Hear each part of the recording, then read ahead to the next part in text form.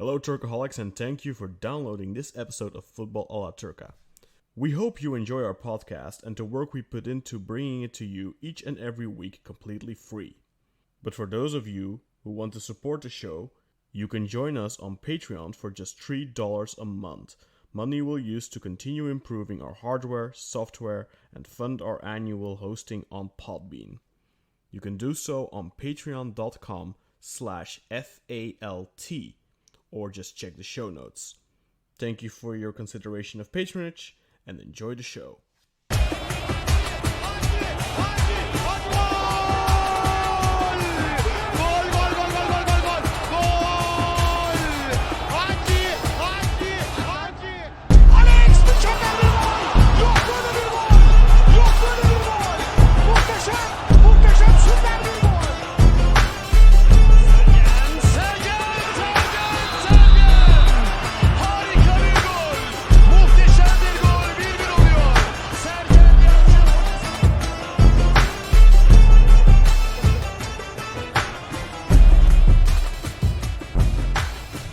Hello Turcaholics, and welcome back to Football a la Turca. Today we have a very special episode for you. We have John McManus, author of Welcome to Hell. John, thank you very much for joining us. Thanks, Kaan, for having me, and Özer and Burak. And of course, Özer and Burak are joining us as well this time. I hope all of you listened to our little preview for Thursday's match against Malatyaspor against Olimpija from Slovenia. If you haven't, go check that out. But today we're here to talk to John about his book. It's also available on Amazon.com or Amazon.co.uk. You can buy it both in Kindle form, or you can buy a paperback or hardcover. It's highly recommended. I'm only 2 chapters in because I only got the book yesterday, but it's a great read. I know Özer and Burak have both finished it. Guys, how did you like the book? Oh, I thoroughly enjoyed it, and I think that it's so much more than a book about Turkish football, which is one of its main pulling points, because it's a commentary on Turkish society, on the Turkish psyche, on history, on politics, geography. It just captures everything and finds the link between football, which is one of the constant links that anyone in Turkey will be able to, or even anyone who's visited Turkey will be able to find some sort of affinity and relevance to. So whether you're a fan of a particular club or not, you just want to find out more about Turkey, it's definitely a book to check out. I echo exactly what Özer said. It's anyone who's got any kind of passing interest in Turkish history, Turkish society, Turkish football. I think it's definitely a must-read. It goes into a lot of history, a lot of issues with society and culture, and it just wraps it up in this lovely football-shaped bow for us all to enjoy. So thanks for joining us on the pod, John, and definitely at the end we'll let you plug where people can pick up the book, and hopefully it will become a summer read for lots of our listeners. And thank you, guys. That's very kind. You can have me on every week if you say things like that. No, John, I have to say, I think even for people who think they know all about Turkish football, they're going to definitely learn stuff from this book, because I think especially for younger fans who don't know a lot of the backgrounds from the 80s and all the research you did from going way back, all that kind of stuff. It's very informative. It teaches you more about the identity of the clubs that you address, so to speak. And I found it fascinating. I really enjoyed it, and it's difficult to find this type of material in English, so I think you did a fantastic job, and I'm looking forward to reading the rest of it. And I'm just sorry I wasn't able to finish it on time, but unfortunately I couldn't track down a copy before yesterday or the day before. So John, before we get into the talking points that we had outlined here, could you just quickly introduce yourself for our listeners who may not know you yet? Sure. So I am British. I'm an anthropologist, and I live in Ankara, and I've been studying Turkish football for about 10 years, managing to try and make an academic career out of it, which so far seems to be working. fingers crossed it will continue. But initially you started as an assistant teacher, right? Oh, well, yeah, after my undergraduate degree, kind of wanting a bit of adventure and something new, I agreed to teach English at a high school in Turkey for 6 months, having never visited or know anything about Turkey, really. Don't give too much away. People need to read the book. Yeah, exactly. This is the intro to the book, really. But yeah, needless to say, that was my first experience of Turkey and also Turkish football. And it was quite a powerful one, and kind of sent me on this track, really, to kind of want to learn more about Turkey, and finding that football was a really interesting and human way of kind of undertaking that journey. Mm-hmm.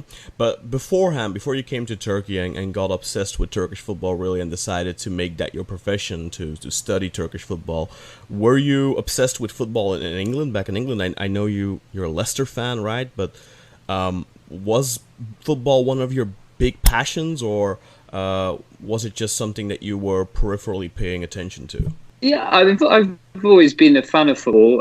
I've played a fair bit as a kid and an adult. But I'm really interested in kind of its like social and political importance, more so perhaps than like the intricacies of the diamond formation or possession. So I'm just interested in how important really football has become to so many cultures around the world, and kind of questions as to like why that is and what differences there are and what we can learn about that. I've always, I think, been in the background, and yeah, when I came to Turkey, I realized that actually, Turkey has a bit of a bad image in a lot of the world. It's not particularly positive in the UK, and football is a nice way of kind of humanizing a place, or at least exploring a place more sensitively and sidestepping a lot of the stereotypes and baggage which normally you encounter. I believe, Burak, you and Özer have made a long list. So, Burak, maybe you can start off with the first talking point. Yes, definitely. So we're not going in any kind of chronological order of how the book is written. So it's certain talking points that Özer and I picked up. So the first thing I wanted to ask you about is, what are your thoughts on the classic Turkish airport greetings that are adorned to players? Of course, you've had the incident with Doris Vassell, who was completely bamboozled when he had people showing up, and then when Robin van Persie arrived in Turkey, fans were flying in the air for some reason. And then, of course, was for stars like Didier Drogba, Wesley Sneijder, and the like. What is it with these fans just showing up at the airport at all times of the day, just showing the absolute, madness? And how? Just want to get your ideas on that for a time being. Yeah, sure. I mean, I love these what I call airport greets, which is when fans turn out to welcome a new signing who nearly always is a foreigner, or sometimes like a Turkish prodigal son returning. And I like them because they kind of pull together many of the threads that, for me, make Turkish football and kind of Turkey more broadly great, which is that there's great hospitality, great passion and enthusiasm, a real kind of sense of the humanness of fans wanting to just, bring this person in and make them feel that they belong. And also kind of quite a loose idea of health and safety, which I quite enjoy secretly, just because it's all kind of quite chaotic and often has the feeling of wildly going out of control. So it kind of wraps up these themes which persistently come up for me as another yabancı, another foreigner in Turkey, albeit a way less famous one. People didn't arrive at the airport to welcome me. So I don't know. Perhaps that's why I feel like I love it so much. And I also love, as you pointed out, just the fact that foreign players are often not expecting this. Like Darius Vassell is perhaps the best example. And if you haven't seen it, a quick YouTube will reveal the video.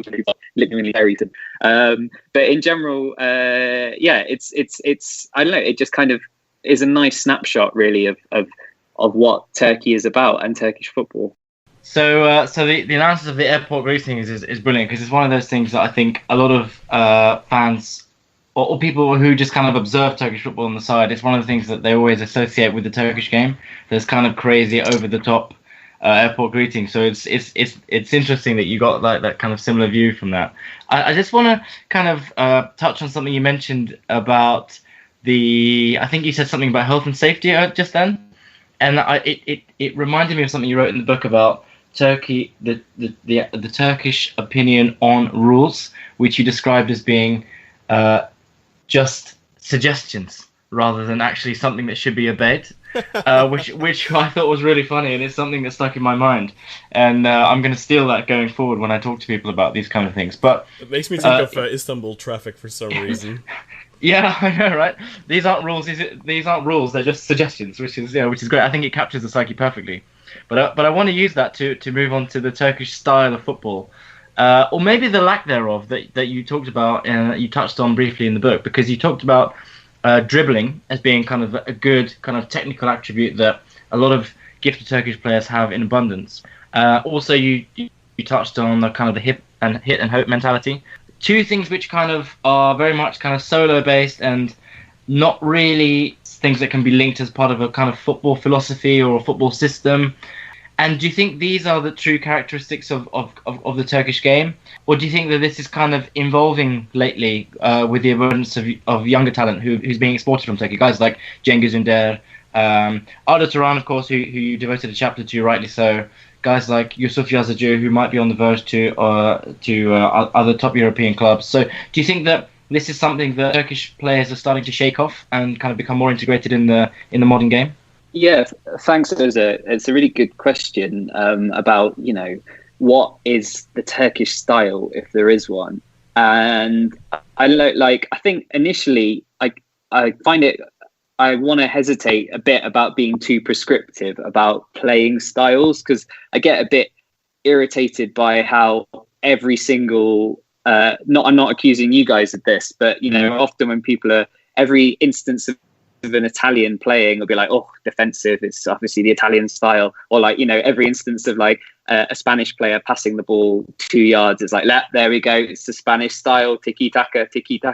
And kind of people bend every element of the game to it, even though for instance in 2010 Holland got to the World Cup final, but it wasn't exactly the Dutch style, was it? They were kind of booting people up in the air.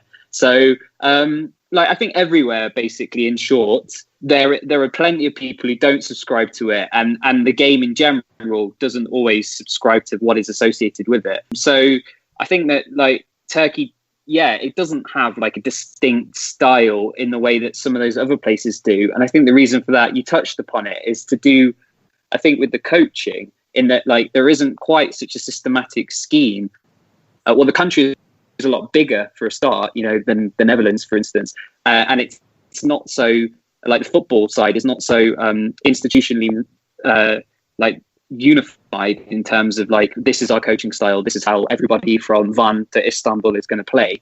So I think that's, in some ways, that's quite good. And you hear, actually, I don't know if you've spoken to any kind of for instance, German coaches, but a few of them expressed that lament that kind of rough diamonds don't always come through in the German system, because kind of it's beaten out of people because they have to play to the system.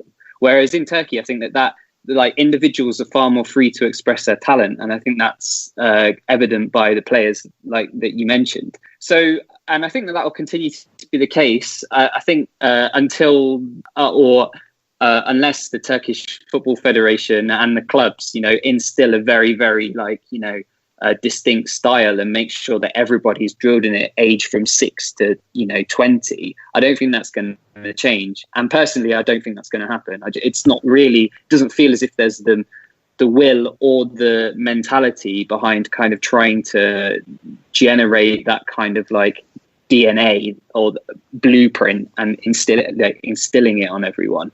So is that kind of a euphemistic way of saying Turkish football philosophy is chaos football. Well, I mean, sort of a bit. Like, I wouldn't go as far as to say chaos, perhaps, but I do think that like there isn't a systematic approach, and there's pros and cons to that, right? I think that actually to succeed at the highest level internationally, I think that you kind of need a systematic approach. Look at the winners of the past World Cups, you know. I mean, but so I think that Turkey will struggle internationally while that is the case. But I think that in terms of individual talent, I think it can produce quite a lot of amazing players who can go on and like be very successful, but with their clubs. Turan, you know, like Önder, yeah, Yazıcı, hopefully, you know, plenty of others obviously in the past as well. So, you know, there's pros and cons. But yeah. A quick question that I have for you, just from the top of my head from reading the first part. I'm not going to reveal anything. If people want to know who you support, then they'll have to read the book, pick it up and read it. But I wonder, when you first published the book, when you decided on the title, do you get a lot of people assuming, for example, that you're a Galatasaray fan or something just because of the title of that book and because of that slogan being so closely associated to Galatasaray? So the story behind the title of the book is that really kind of, it's not really linked. The primary audience of the book, probably not people who listen to this podcast, as in it's mostly people who perhaps have no interest in Turkey, or it's a very, very, very slight one. And for those people, kind of, when you mention Turkish football, the first thing that comes to mind is this phrase, right? Welcome to hell, which was used to welcome Manchester United when they came to play Galatasaray in 1993. And then ensued a very famous match where Eric Cantona got sent off, the Man U players got beaten up by the police, and Galatasaray went through in the Champions League and Manchester United went out. And then 7 years of that, there was the tragic deaths of the two Leeds fans at the hands of Galatasaray supporters. So it kind of really established in the British press and the British public mind this idea of Turkey as hell and, you know, an unfair, violent place. And when I turned up in 2008, like my welcome, and when I started exploring Turkish football, my experience was the complete opposite. I was warmly welcomed, and I kind of saw a lot of the humanity and the humour and in Turkish football, and yes, occasionally the violence. But so, you know, the whole purpose of the book really was to try and move beyond that initial image, which is not to dismiss it, because, you know, there are issues with violence in Turkish football, and as readers can see, I do discuss them in the book. But really, that's kind of only, you know, one part of the game, and I get a bit frustrated at how, you know, all attention is given to that one part. I mean, like, imagine if you're, you know, English people, if everybody just banged on about, you know, violence in the 80s and you know, Hazel, you know, you'd get quite irritated. You'd be like, no, come on, there's way more to English football than that. And the same with Turkey. So, no, I haven't found that lots of people think that I'm a Galatasaray fan. I think that, yeah, they just, I have experienced from a few people in Turkey that they think the book is only about the big three clubs, mainly because it's got them on the cover. But, you know, as anybody who would look at the title page would realize, sorry, the contents page, would realize that I do talk about places outside of Istanbul. And when you were doing your research, because you go back quite a bit, did you also attempt to watch old games or something like that? Was that possible? Did you find the type of material, or wasn't that really, because that's not really what the book is about, but like, for example, you do touch on Metin Ali Feaz in the book. Did you do a lot of research in terms of watching footage and things like that? Not a lot in terms of watching footage. I mean, I would often so I'm an anthropologist, and like our research method is essentially like just be steered by the people that you interact and talk with. So a lot of my the places I would go to, I'd go there because of what people were telling me, and in some ways I was kind of interested more in their stories and why for them Metin, Ali and Feaz was such like an amazing trio. And you know, yeah, I looked at a few videos just to kind of see what the fuss is about, but really I wasn't looking to try and like as an like omnipotent outsider make a point about Metin Ali Feaz, but more to explain why for Beşiktaş fans these players are so important, you know, to get kind of to the really to the life of football in Turkey and why people hold it so close to them. And so for that, you don't really need a lot of knowledge of past games or past players, really. You just need to have kind of sensitivity to why people are, interested in X or Y. And so that's how I tried to kind of structure the book.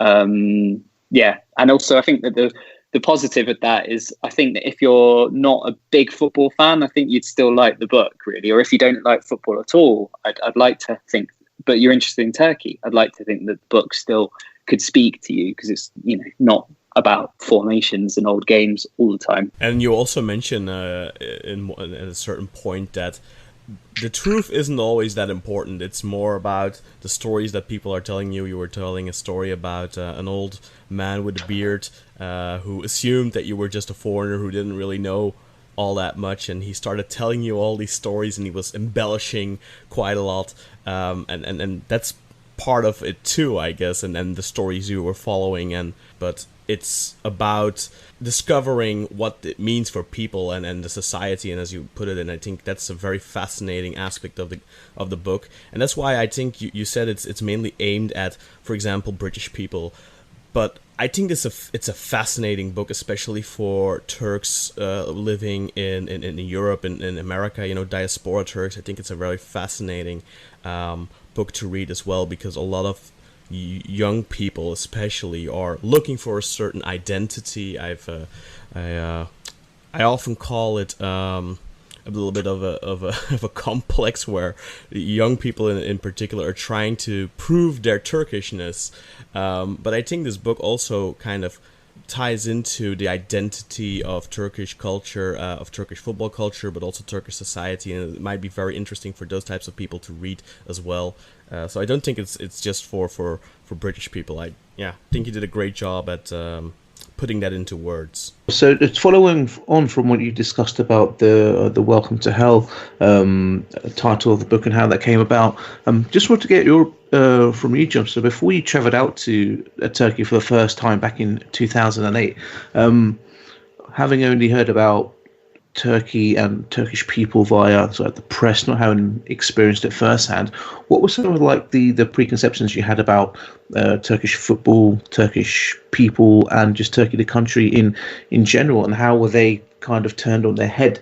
Because, like I say, in the book is vastly just about your positive experiences and the welcome you received. So we just wanted to get your thoughts on that. Yeah, sure. Well, I knew very, very little about Turkey. I didn't have any friends in the UK who were Turkish or part Turkish. I'd never been there on holiday. Didn't really know anyone who'd been there on holiday. But at the same time, I also kind of, could see that a lot of the coverage of Turkey was quite sensationalist and quite shallow, to be honest. And I don't know, especially after 9/11, the way that kind of Muslim majority nations are being presented in the media, not all the media, but a lot of it was quite frustrating. And growing up at that time, I was 16 when 9/11 happened. I could tell in a way that there was more to it. I was like, hang on, I'm not quite sure that what I'm being told is the be all and end all. I'm sure there's more there than kind of people are going on about, but I didn't really have the wherewithal or the chance to kind of learn more. And that's one reason why I kind of took this opportunity to go and work and live in Turkey after I'd finished my undergraduate. I didn't actually choose Turkey. It was kind of, I just had to list some countries in order of preference, and Turkey was actually my third choice. But I'm really glad I got it. I got my third choice, that is, because I kind of came and in some ways it wasn't that negative perceptions were corrected, because I didn't really have negative perceptions. It was more just knowledge was filled in, and I just actually realized how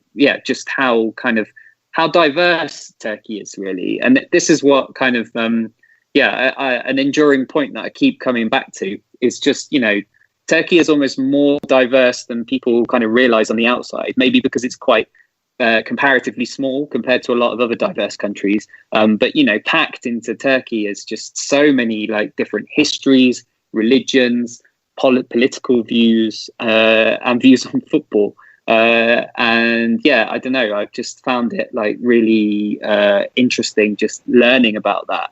And trying to give voice to it. And so when you come across people who have a particular image of Turkey, just being able to actually kind of say politely, like, well, it's not all about that. Actually, you know, it's also about this. I think, yeah, that's brilliant. I think it leads me on really nicely actually to my next question, because, for example, a lot of people outside Turkey have this idea that Istanbul is the capital, for example. But of course, Ankara is the capital of Turkey, and it's also where you call home right now. And being in Ankara kind of gives you an advantage in the sense that you get to see the Turkey of kind of the Republican project through the eyes of the Republican project of Turkey. So away from the kind of the pomp and circumstance of Istanbul. So my question in terms of footballing terms is, what do you think prevents Ankara from becoming a true football city like Istanbul, like Izmir, which has, you know, a lot of passion, or like Trabzon, which has passion and glory and all that kind of thing? What is it that prevents Ankara from putting itself on the map and from making the world kind of giving a position to the world where it says, look, this is Ankara, this is the capital of Turkey and a capital of football in Turkey? Yeah, I mean, it's one of those things. I think Ankara is one of the few, Turkey is one of the few nations in which a team from the capital have never won the top division. So you're absolutely right that there's this, there's clearly like an eksiklik, like deficiency in terms of Ankara's footballing prowess. And it's a great question. I'm afraid I don't have like a nice, neat answer to this, because I think it's slightly, I think it's complicated. I think it's also a bit of a puzzle. But I mean, there's a lot of factors in there. And I think that like an important one is just the dominance of Istanbul culturally, like, and not just in sport, but like, you know, all the media industry is there. You know, any musician who is worth their salt is based there, more or less. And it really kind of sucks a lot of attention. And that doesn't leave a lot of oxygen for other places.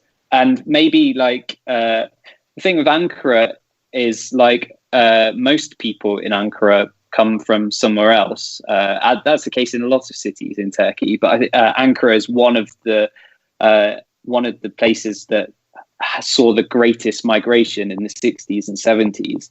And so perhaps as a result, it's, I don't know, been a bit harder to create a kind of sense of belonging to the city. I mean, you know, Istanbul obviously has this history. So even if you're an outsider, you can just easily slot into that. But like Ankara until 1923 was a town of 20,000 people.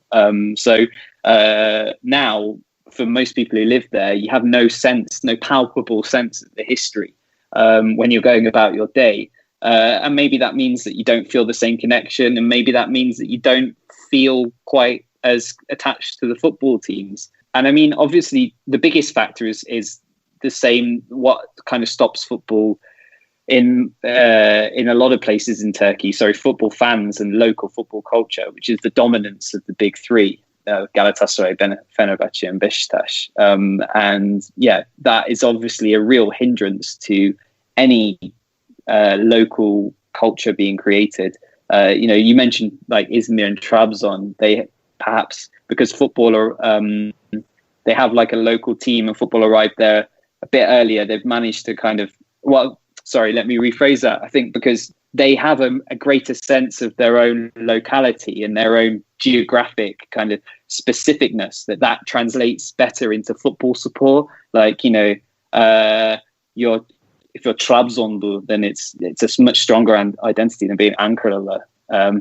But I think it's a combination of factors, and I don't think it's going to change anytime soon, unfortunately. I should say that, you know, Ankaragücü, who are like pretty well supported in Ankara. They get, you know, pretty good attendances, but then at the same time, institutionally, the club is kind of falling to pieces as we speak. So I don't think that I don't see Ankara changing anytime soon. And that's a problem we see in a lot of regions, because we do have this image of, well, Turkish football is dominated by the three big Istanbul clubs, and then of course Trabzonspor, and we've seen Bursaspor eke in there, but there's a lot of those types of clubs, like in Ankaragücü, like now Bursaspor, that do have proper support, but they've fallen down the ladder and down the tiers of Turkish football, and they're playing. Some of them are playing in obscurity. Beşiktaş the other day played a friendly against Kocaelispor, and Kocaelispor is a club that I have very fond memories of. Always had good crowds, and I didn't realize, but to my chagrin, when I looked it up, they were playing in the 4th division, and it's kind of a shock to me. Like, I thought they were in like the 2nd or the I thought they were in the 3rd division actually, and hoping that they would climb their way back up. And now, of course, recently Denizlispor found their way back up to the Super League, but there's other clubs like Sakaryaspor, Adana Demirspor.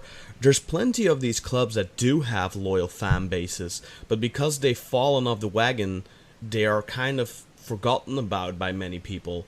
And what we do see is local governments investing in clubs like, let's say, Başakşehir, and smaller municipality clubs with very little support, and they're climbing up. And we see a lot of low attendance clubs in the Super League, while we have clubs in the lower leagues, like for example on Eskişehir, like I already said, Adanaspor, Adana Demirspor, Sakaryaspor, and those are clubs that are playing for 10, 12, 13, 15, in the case of Eskişehir, over 20,000 people during their home matches.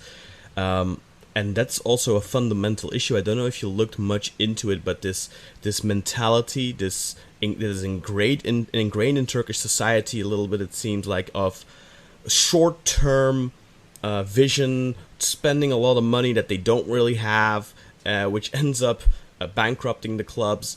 Is that something that you also took under the loop, so to speak? So there's a lot to unpack here, really. But I think that a key point is that, local football is also inextricably linked to local politics.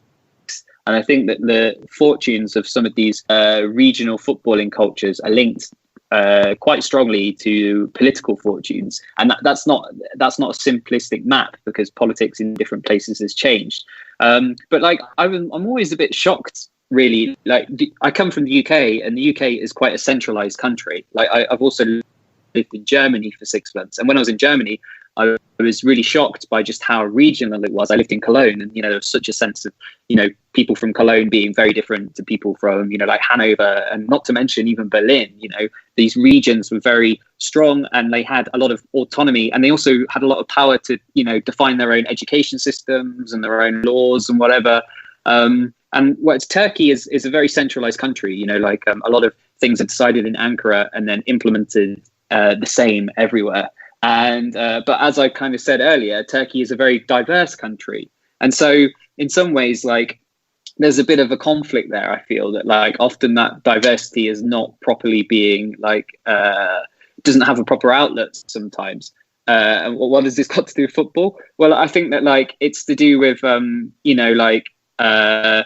supporting local clubs, or being able to, if like politically, like, a city doesn't have a lot of autonomy, then sometimes it's quite hard for the elites there to kind of put all their emphasis into the club in some ways. So I think that, like, part of it is perhaps, like, not helped by the lack of regionalism, but I should say that I'm not a huge expert on this in terms of I haven't spent a lot of time researching local clubs and their structures. There's actually a guy doing a PhD in Duke University. He might have finished now, called Can Evren, who has been looking at Bursaspor. He's from Bursa himself. And I think that he is doing lots of really interesting work about, like, what does Bursaspor mean for the city, and how are local elites involved in the club, and how has it changed over the years. So maybe he'd be a good person to kind of chat to about this in more detail. What's your take on the whole Başakşehir project, for example? Do you think that if that would have been let's say they would have done that with an Ankara club, do you think it would have been more successful? Because they've been trying to get support for that club, trying to drum it up, but in a city that's already divided in three, I think it was a very weird decision to go ahead with the whole Başakşehir project, so to speak. Yeah, so the Başakşehir project is quite a crazy story, really, and one which I only briefly touch upon in the book. But actually, I've just written like a long piece for a magazine called The Blizzard, which some of your UK listeners might be aware of. It's like a football magazine, which solely about Başakşehir, which should be coming out in September. But to answer your question, I feel I'm not sure it would have been a lot more successful in Ankara, to be honest. I mean, in Ankara, we had a kind of Başakşehir version, or a Başakşehir light in the form of Osmanlıspor, and as they are, even though they almost got promoted to the Super League, when Melih Gökçek left power, their attendances dropped, and they have maybe a few hundred people or something going to their games. So I don't think that the operation of generating a club entirely from scratch is going to be particularly successful in Turkey, and there's lots of reasons behind that. I feel that perhaps lending, if people want, it's obviously clearly meant to be seen as it's kind of seen as a government club, and I think that President Erdogan is very keen to generate that image, and it's just quite interesting that they wanted to do that with a new club rather than to kind of take an existing club and to try and make that more closely attached. And the reason is, I think, because actually these clubs have their own identity and their own histories, and they're not very easy to take over. That goes for most established clubs in Turkey. They have kind of their own identities, and that's one of the great things about kind of Turkey and Turkish football, that actually there is this, people have this strong sense of what their club is about, and it varies from fan to fan, but it's strong enough for them to kind of not want their club to be used just to kind of make some sort of wider statement about politics or society or something. Just something I noticed when I was reading the book, John. I think it would be quite interesting to explain to the listeners as well. So, this isn't a spoiler as such, but it's just like a little tidbit in the book. Is when you were in the Beşiktaş district, and Beşiktaş had won the league. I can't remember which season it was, but there's a tradition in Turkey where when a team wins a league, they hang their flags up in the streets. So currently, if you walk around the streets of Istanbul, you'll see it adorned with the Galatasaray flags. That was the same when Fenerbahçe win the league, when Beşiktaş win the league, Trabzonspor even. These little streets, they almost have the right to hang their flags up. And you were speaking to a shop owner in the Beşiktaş area who said, we do this every year. And you said, well, even if Fenerbahçe win the league, you would do it. And if Galatasaray would do it, you would hang these flags up. And he replied with yes.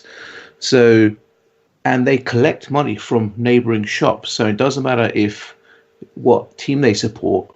And I was thinking to myself, imagine I was in North London and Arsenal had won the league, and I went into a shop that was owned by a Spurs fan and asked them for a donation so they could hang Arsenal flags up. You'd get chased out of the shop.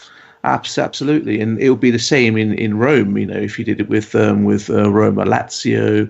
I'm sure in Spain, if we had it with Madrid, with Real and Atletico, and other cities where these derbies are happening. And the guy you were speaking to said this is mahalle culture, this is neighborhood culture. So I just wanted to get your opinion on that, where you have such a fierce rivalry between these three big Istanbul teams, yet mahalle culture seems to negate that, and everyone still comes together. I just want to get your opinion on that, if that surprised you at all. It definitely surprised me when I read that in the book, and hopefully the way I've described it has maybe caused us fans to think about that ourselves? No, great question. I mean, this is one of my eternal fascinations, because is how this rivalry can be like incredibly fierce to the point of people shedding blood and even dying. But then at the same time, it can be completely negated in kind of, or at least, held in a very friendly fashion in like the example that you just gave. And I think the key is to not try and make it one of those things permanently, to not try and say, oh, it's not, there isn't really any big beef behind it. They all love each other really, and they hang out their flags and it's all fine. Because that's clearly not the case, but neither is it the case, as I showed, that like everybody hates each other and never speaks to anyone. So I think that there's just like a fluidity there, and I was always interested into like when and why it kind of changes.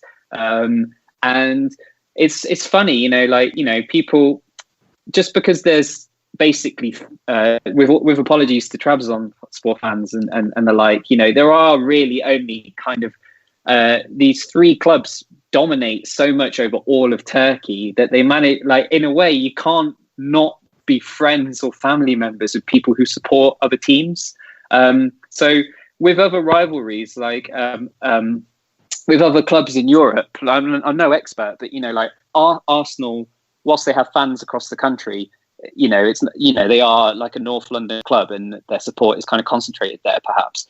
And the same with Spurs. Arsenal and Spurs don't have the same coverage over the UK in terms of fanaticism in the way that Beşiktaş, Fenerbahçe, Galatasaray do.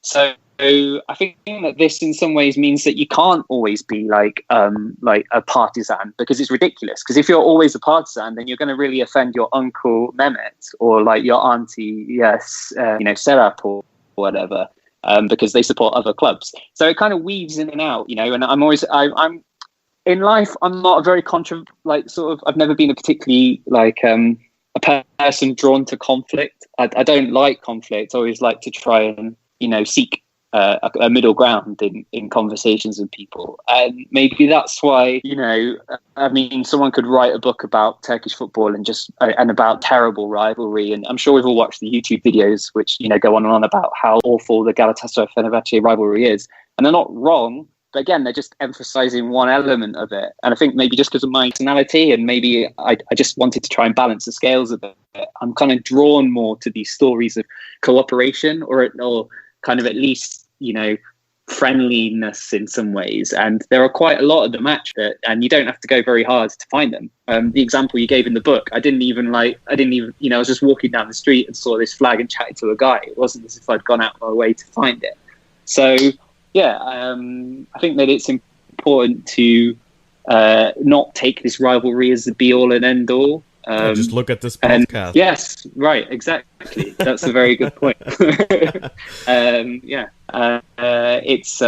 It's important to, I don't know, I once read something about, I sometimes feel as if the problem with the world sometimes, this is just perhaps going a bit philosophical, and therefore you should probably cut this bit. But it's about... this is a very BBC Two podcast. My issue... Carry on. Canvas. I often feel as if the issue often is the enemy of a lot of things is literalism. There's just so many people who are taking people and things just so literally all the time. And really actually life is just more complicated. That you can't always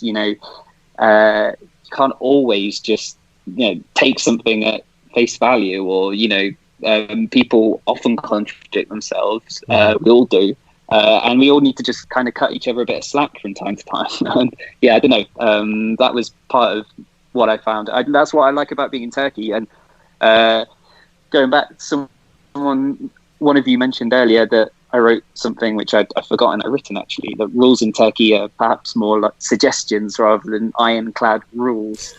And maybe that's what has attracted me to Turkey as someone who grew up in a place which is not quite so, which is a bit more straight-laced and kind of, has a lot more jobs worth. Is I really, really like how in a lot of interactions in Turkey, the humanity of people kind of shines through a bit more, and you can always find a solution. And even the stern government official who tells you absolutely not, this driver's license can't be accepted without, you know, X or Y.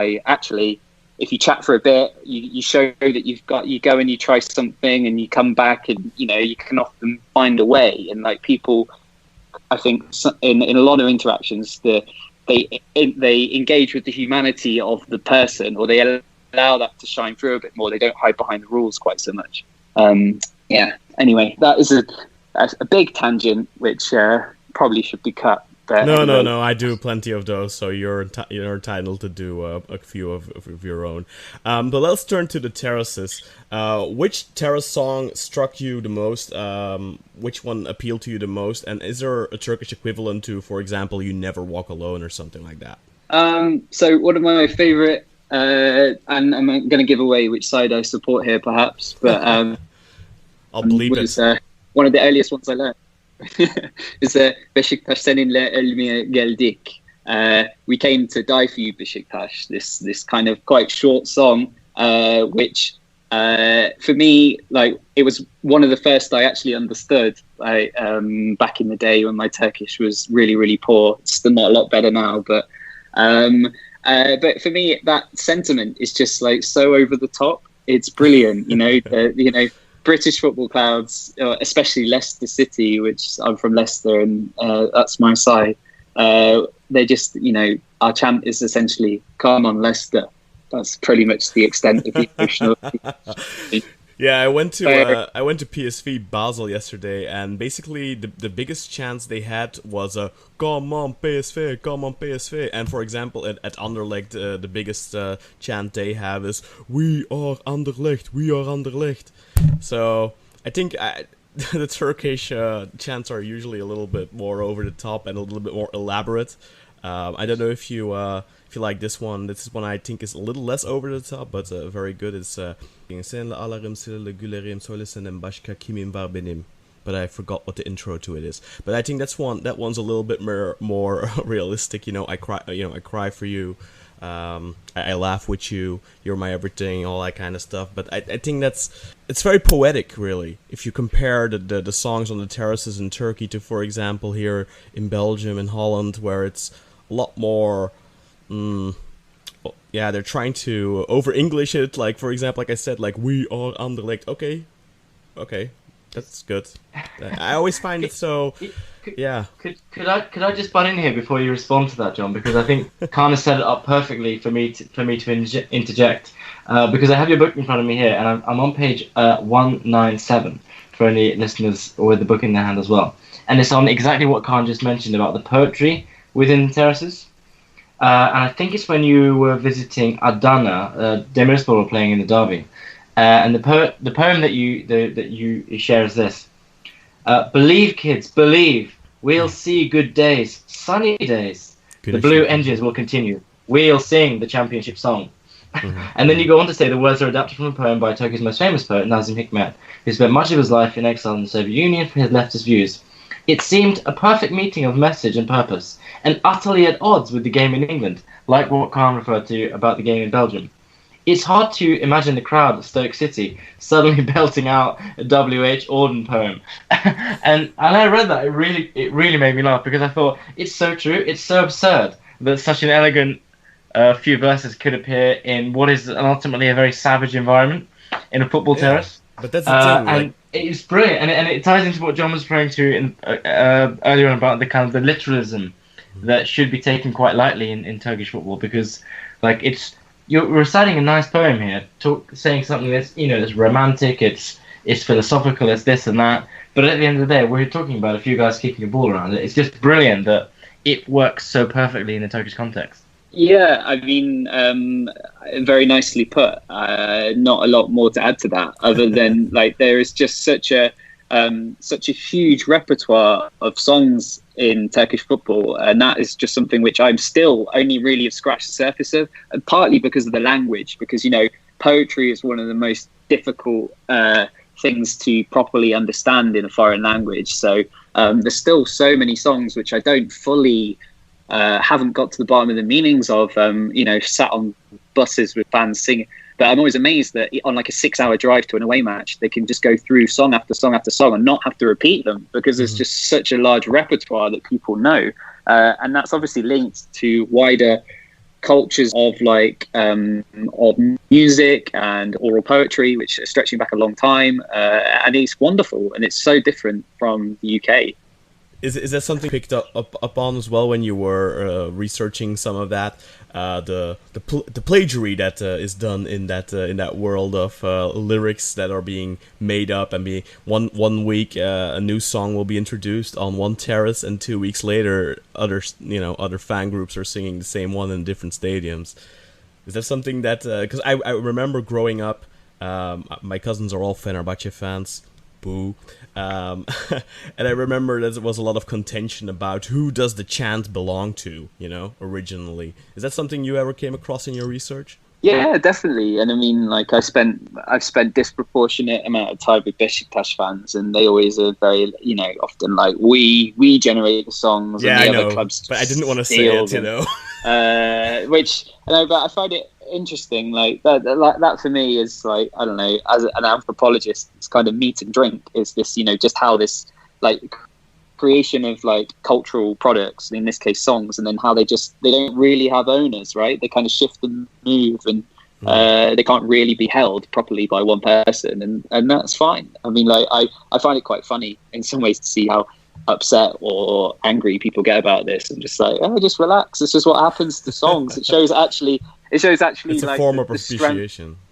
Yeah, well, and also just the strength and depth of that culture, that they can just come and go and be exchanged and traded quite so sort of like, and influence one another. And yeah, that's one of the few, the element of Turkish football which endures, really, even though the game is changing so quickly, and so many elements of, even when I first started going 10 years ago, have kind of, altered as the stadiums have altered and various other things have altered. But, still songs are still very important, and at most teams, the singing during games is still, pretty good. Yeah, and Turkey, of course, has this reputation across the world of having these amazing atmospheres, but it's really a shame that I think that, 90% of non-Turks don't even realize what we just been talking about, of how much poetry there really is on the stands, because like you said, there's this preconception of Turkish football being a little bit savage, beastly, maybe, and lots of violence and this and that, but also the great atmospheres is something that gets touted a lot, and something that is a general, usually accurate preconception that people have. But it's a shame they don't really understand what the fans are singing, because like you just pointed out, sometimes these lyrics can be really quite poetic. I want to push you, John, for a song that you think it could potentially be a Turkish version similar to like You'll Never Walk Alone, that song by the Liverpool fans. As a Fenerbahce fan myself, I want to push forward. Have you ever seen or heard when the Fenerbahce fans start singing Samanyolu, which is a famous love song from the 70s? Is that something you're familiar with at all? No, it's not. Let me imagine it to you. Imagine Berkant was a chap who sang it. It's kind of like a lounge singer, I would say. So someone in the song is in the style of something you would maybe hear by like an Andy Williams, You're Too Good to Be True, or maybe like a lesser version of like, let's say, even Frank Sinatra, even though that is a preposterous comparison. But it's actually just a normal song that it's pretty much synonymous with Fenerbahce fans, and it's just sung before games, after games. So I was just curious to see if you were ever familiar with any. Sing it, Burak. Sing it for John, so he knows what you're talking about. Are we really going to do this? Yes, do it. Or you can hum it if you. No. Singing. Come on. Okay. So the chorus, John, will go something like this. It'll go: Bir şarkısın sen, ömür boyu sürecek, dudaklarından yıllarca düşmeyecek. See, and I think Kaan sang once, so I think Özer is next with a rendition at some point. But yeah, I was already humming it when we were introducing it. Bravo.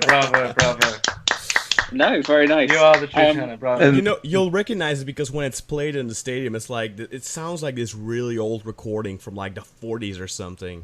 It is from the 70s. It's the original recording. Yeah, it sounds very. It sounds like it doesn't belong in a modern football stadium, but it definitely has its charms. Well, no, I mean this is brilliant, Burak. And again shows kind of my point about the depth of it all, and also my ignorance of a lot of it, because I've been to Fenerbahce games and I'm sure I've heard that sung and played, but I had no idea about it. I had no idea about the cultural connotations associated with it. Thank you for kind of like introducing it to me. And in this regards, it just reminds me that like a lot of my exposure to Turkish football has really come through Beşiktaş fans, probably like 80-90% that high, because anyway, so don't need anything else than that. You don't need all different kinds of education. You just need a right education, John, and you've chosen the right track.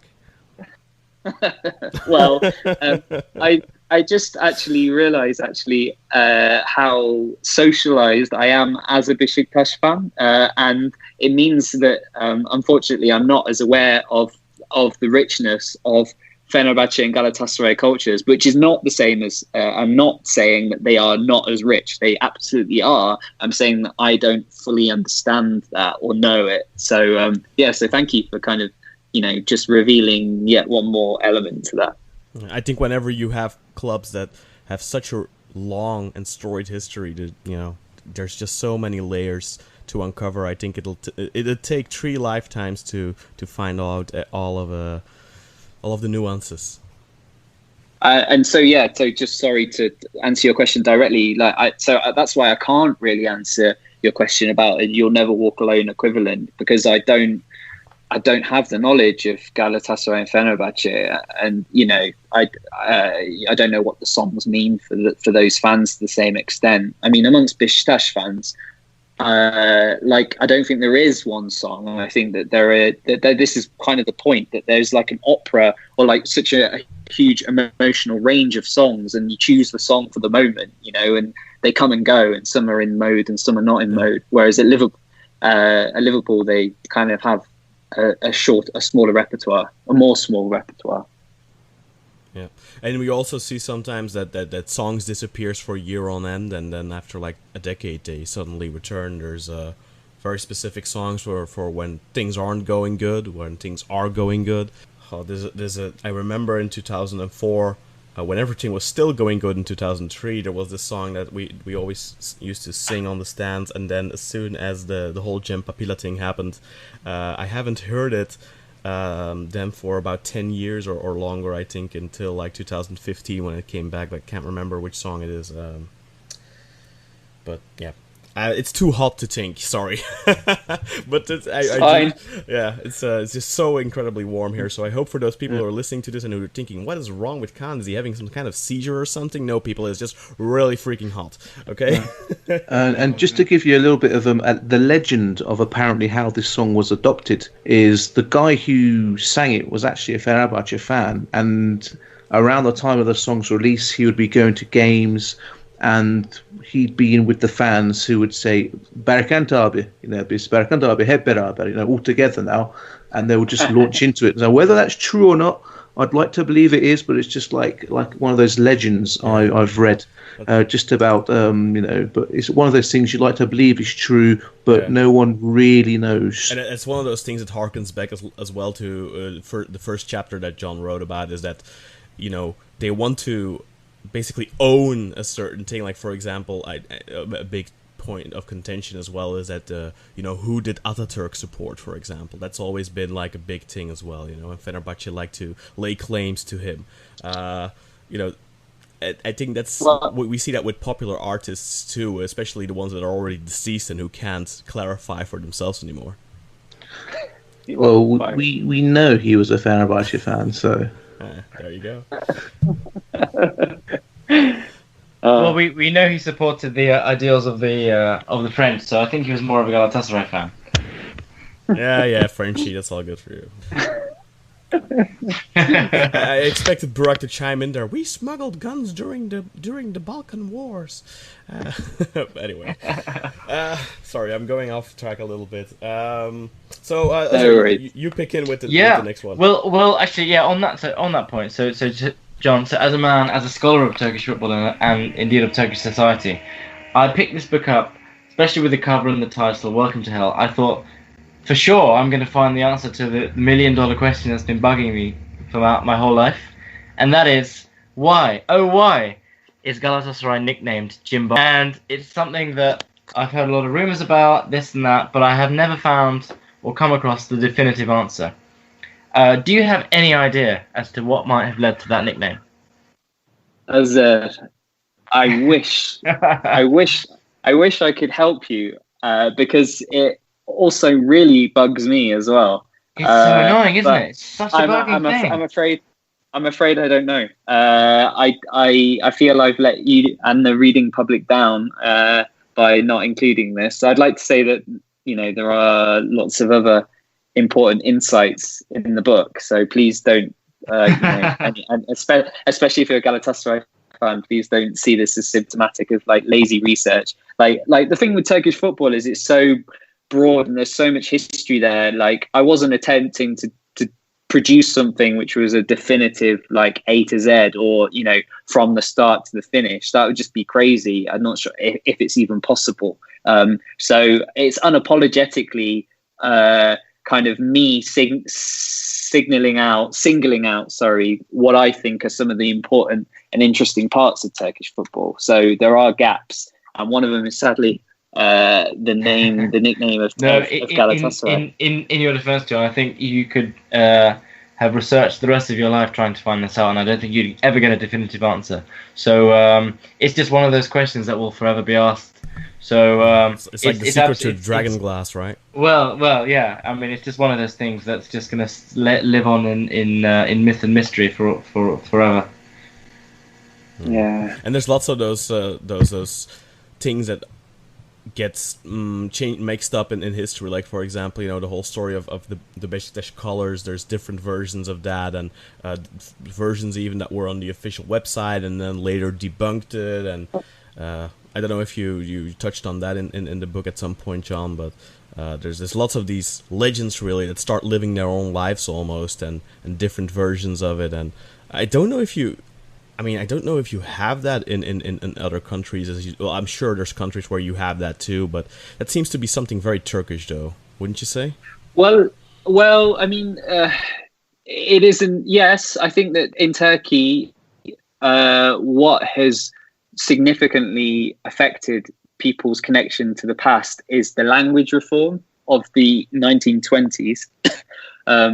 Which is this shift from Arabic script to Latin script, and also the kind of cutting of so many words of Arabic and Persian origin, because that essentially has distanced most Turks, especially of my age, from their immediate past. So like a lot of documentation from the early years of these clubs is obviously in Ottoman, which is both like written in a different alphabet and also is just works in a very, very different way to contemporary Turkish. So in some ways, I'm not sure that like even if that wasn't the case, then I think that perhaps getting definitive answers on some of this is not going to be possible. But that certainly doesn't help the fact that people don't have access to that. So it kind of fuels, I think, just kind of old wives kind of tales about it. But that's also, like I said before, that I think that's okay. I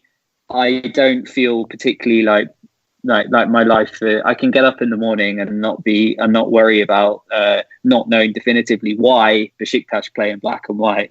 I can live with that ambiguity. And I mean, like, if I feel that, like, in life, that's kind of, we don't always get definitive answers to things, so we just have to kind of live with ambiguity. So in some ways, it's kind of quite interesting just to see how mad some people get with that when it comes to Turkish football origin stories. One of the definitive answers we did get tonight, and a spoiler for the book, of course, but still highly recommend reading it, guys. Just just touching the surface here, but you are a Beşiktaş fan, so you go to a lot of Beşiktaş matches, of course, less so now, probably now that you live in Ankara, but what are some of your favorite spots in Beşiktaş to go post-match and pre-match? Oh, I mean, a good question.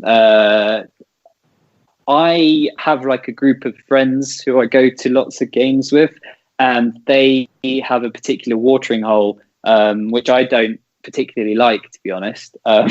So I end up there quite a lot of the time. But like, I really like, I also, it depends what you want, really, because, you know, Beşiktaş on match day has all sorts. But I know the bar owner of like a sort of Irish pub very close to the Eagle statue, which does a very good kind of craft beer or non-Turkish beer, which, you know, is quite expensive nowadays, but is quite a nice kind of pre or post-match kind of experience. And you're close enough to the statue, and there's plenty of singing and chanting. So that's quite cool. I can't remember its name. I think it might just be called like the pub or the English pub or something. I don't know. It's kind of north of the statue. I don't know. Like I don't really have a favorite spot. Sorry to disappoint. But yeah, I sort of just end up, because often I don't dictate things. Again, I normally just let my friends or tag along really with them. So I end up wherever they end up, and they don't also really have a spot. They seem to just kind of shift about depending on who they bump into or where they come. That's the great thing about Beşiktaş, and also Kadıköy and Fenerbahçe, is that these neighborhoods have so many different kind of like nooks and crannies and different bars and connections to the football team. Mm-hmm. And like, yeah, I'm sure probably in the day, Mecidiyeköy was probably a bit like that for Galatasaray. And it's probably like, I don't know, is it Özer? You're the Galatasaray fan, I think, here, aren't you? Yes, sir. That's right. I find I kind of came to Turkish football too late, really, because by the time I was starting to research it in kind of 2000 properly in 2011, 2012, then it was the Turk Telecom Stadium that obviously like just opened or was just about to. So I never went to a game at the old Mecidiyeköy Stadium, and I don't, as a result, have a very good idea about the connection of Galatasaray to that neighborhood. But I can't help but feel that it's a bit of a loss. Well, really? Yes, yes, absolutely. Actually, as any club moves from its kind of spiritual or at least generational home, it's always a bit of a loss. The stadium, Ali Sami Yen Stadium in Mecidiyeköy, opened in the early mid '60s. After, as you mentioned in your book, that the three Istanbul clubs shared the İnönü Stadium for some time, and then Galatasaray moved to Ali Sami Yen, and then of course in 2011 we moved over to the Türk Telekom Arena. But like, in terms of the really hot, cauldron, hellish experience, maybe that's lost a little bit. But I don't know if that's necessarily because of the new stadium or because of the change in football fans' profiles, as you also touched on. But in terms of the truly spiritual home, I think it's neither Türk Telekom nor Mecidiyeköy. I think Galatasaray's real home is Beyoğlu, in and around the side streets of Taksim, on near the Galatasaray Lycée. And on match day, that's where really all the action happens. That's where all the flares and the beers and the rocker and everything is in full swing. Nevizade Sokak in Taksim is the place to be on Galatasaray match day. So that would be the equivalent of the pub that you referred to in Beşiktaş. So that would be my go-to place if I couldn't get a match day ticket.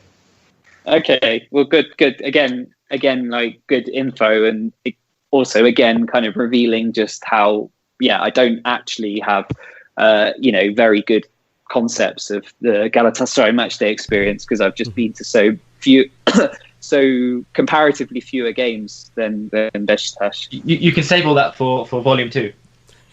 Exactly, yeah. Hey, don't steal my question. That's what I was going to finish with. Actually, we had Miran Zore on yesterday, and off air, when we were done talking, he did tell me he's planning a trip with some of his friends to go to Istanbul, and he wanted to go to a match, and he asked me, what would you recommend? And obviously I told him, look, I'm a bit partisan in this, so I would go probably to Beşiktaş, but what would you say? And obviously you have your preferences too, but what has been like as an outsider coming in the beginning, try to put yourself back in like 2011 or something like that. What was your best experience? Where did you prefer to go to? What was the all-round best experience? And maybe also just to make it a city trip. Which game, if you had to pick one, a Galatasaray game, a Beşiktaş game, or a Fenerbahçe game, what would you recommend to someone like Miran?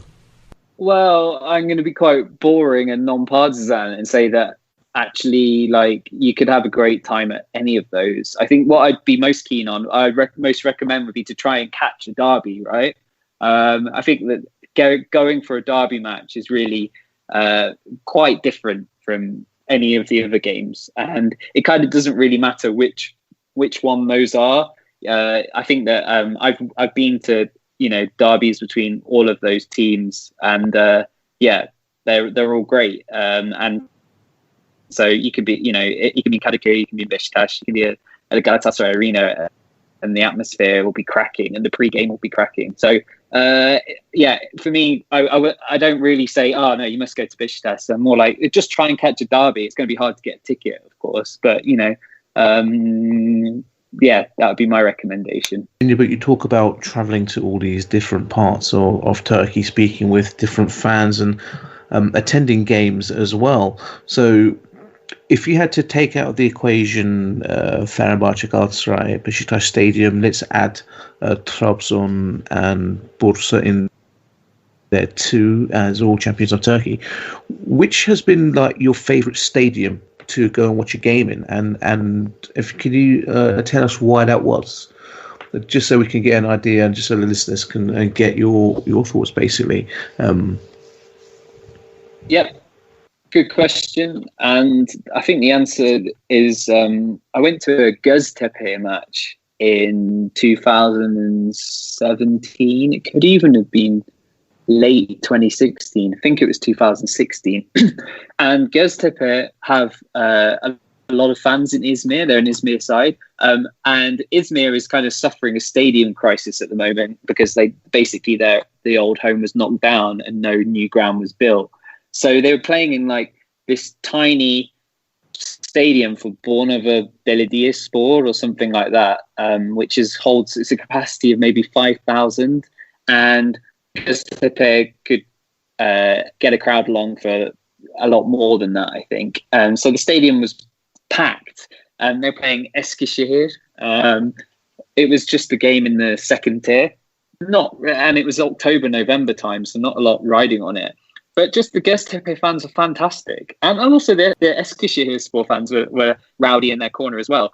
And I don't know, I hadn't been to a game in Izmir before, and Göztepe have quite a lot of their own songs, which were quite good fun to listen to.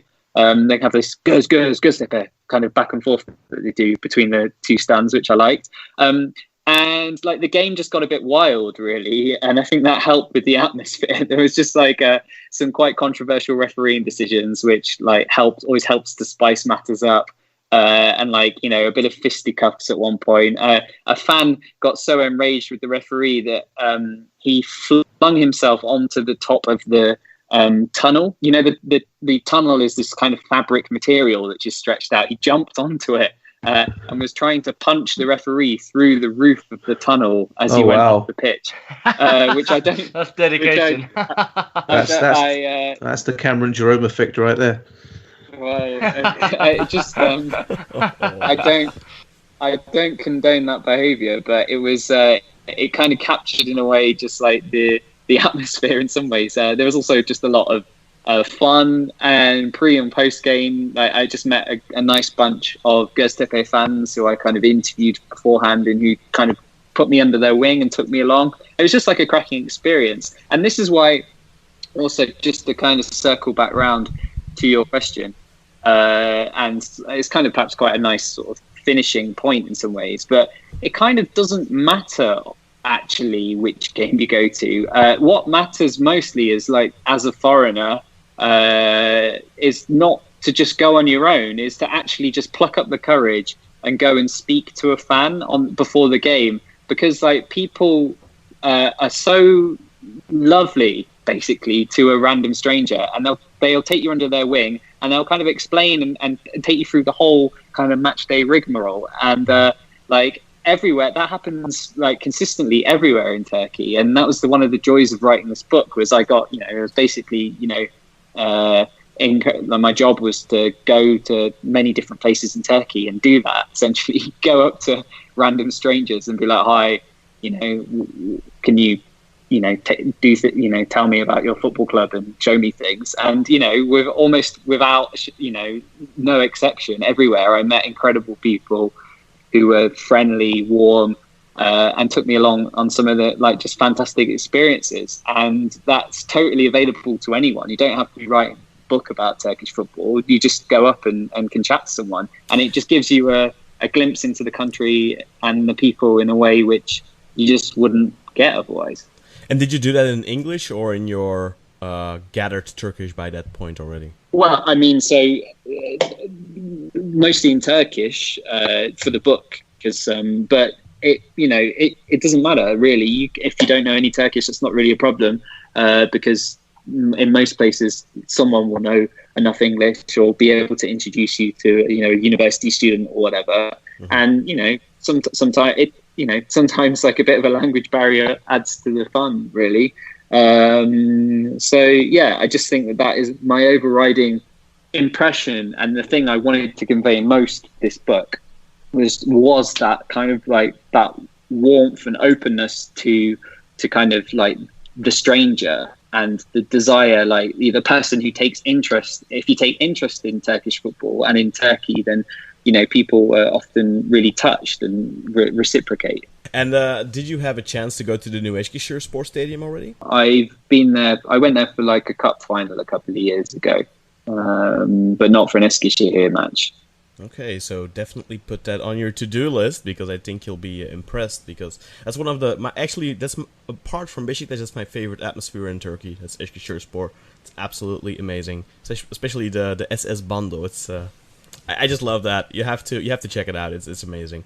But that leads me to. And brother, if you do go to, sorry to cut you off, Kaan. Yeah, no if you do go to Eskişehir for the stadium, definitely check out the Odunpazarı Modern Art Museum, which is opening in early September, because it's a wonderful building in a great area, and it's like it's going to be like a really world class institution when it opens in a couple of months. So definitely put it on your list as well.